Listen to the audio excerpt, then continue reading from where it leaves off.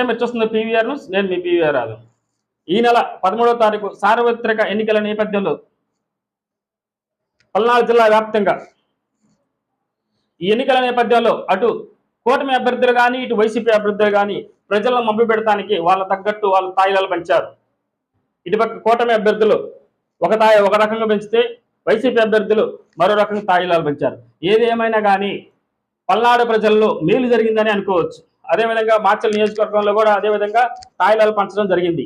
అయితే for example ఒక ఇంట్లో ఒక రెండు ఓట్లు ఉన్నాయనుకో, వైసీపీ వాళ్ళు ఒక అమౌంట్ ఇచ్చారు, టీడీపీ వాళ్ళు ఒక అమౌంట్ ఇచ్చారు. ఈ మొత్తం కలిపితే ఒక అమౌంట్ అయింది.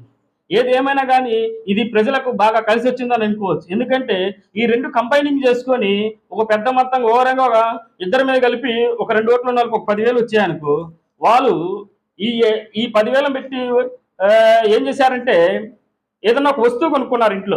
కొంతమంది అయితే మొబైల్ ఫోన్లు కొనుక్కున్నారు, మరికొంతమంది అయితే ఫ్రిడ్జ్లు కొనుక్కున్నారు, మరికొంతమంది అయితే టీవీలు కొనుక్కున్నారు ఎల్ఈడి, మరికొంతమంది అయితే బాగా పూర్ ఫ్యామిలీస్ అయితే ఒక 2 క్వింటాలు బియ్యం వేసుకున్నారు. ఈ విధంగా ఈ ప్రజలైతే ఈ ఎన్నికల నేపథ్యంలో ప్రజలు కొంచెం ఒక అమౌంట్తో కొంచెం అది కాక ఎండాకాలం సమయం, ఈ సమయంలో పనులు ఉండవు కాబట్టి ఈ అమౌంట్ చాలా ఉపయోగపడిందని రాజకీయ నాయకులు అంచనాలు వేస్తున్నారు. ఎందుకంటే ఇప్పుడు ఈ సమ్మర్ టైంలో ఎవరికి పనులు దొరకవు. మనం ఏదైనా పనులు చేయాలన్నా కానీ పనులు దొరకవు. పనులు దొరకపోవడం వల్ల ఈ ఎటు పోవాలో తెలియక వాళ్ళు చాలా ఇబ్బందులకు గురయ్యేవారు. కానీ ఈ అమౌంట్ ఇప్పుడు వచ్చిన తాయిలాలు అయితేనే ఈ బాగా పేదలకు ఉపయోగపడ్డాయని బాగా చర్చ జరుగుతుంది. ఎందుకంటే వాళ్ళు ఏదైనా వస్తువు కొనాలి కానీ ఏదైనా ఇంకోటి మరొకటి చేయాలని కానీ మినిమం 10,000 కావాలి.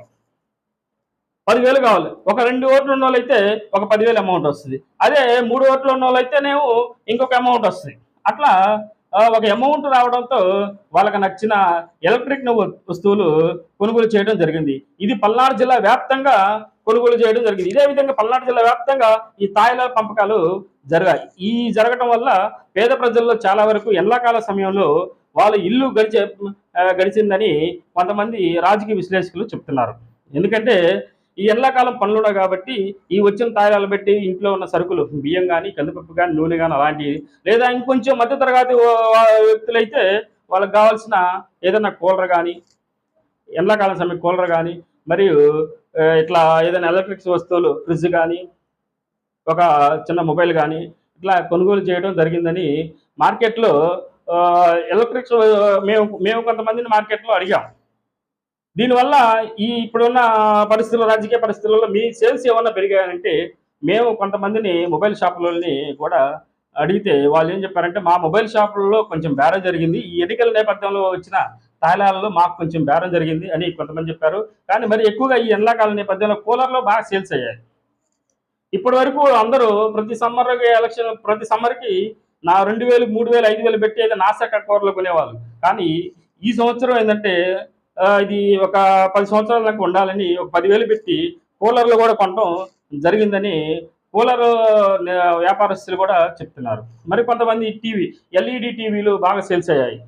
ఆ విధంగా ఎలక్ట్రానిక్ వస్తువులు కూడా ఈ తాయిలాలు ప్రజలకు ఇచ్చిన తాయిలాలు బాగా పనిచేసిందని చెప్పుకోవచ్చు. ఏ మాట అయినా కానీ ఈ తాయిలాల వర్షం మాత్రం బాగా జనాల్లో పనిచేసిందని మనం చెప్పుకోవచ్చు. విశ్లేషకులు కూడా అంచనాలు వేస్తున్నారు.